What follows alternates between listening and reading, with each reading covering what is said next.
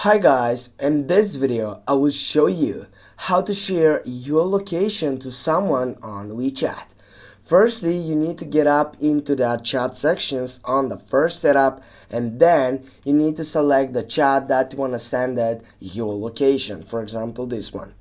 Now you need to tap right down on the last selection, which is with a plus icon. Just click on it and it will shows up all these different options in which you need to choose up the third one, location. Go for it, go send location.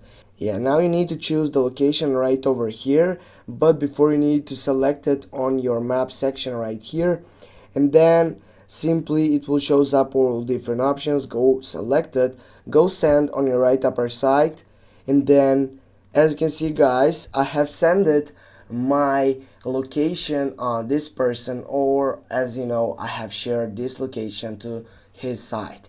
Thanks for watching. Don't forget to hit that like and share the video. See you soon guys.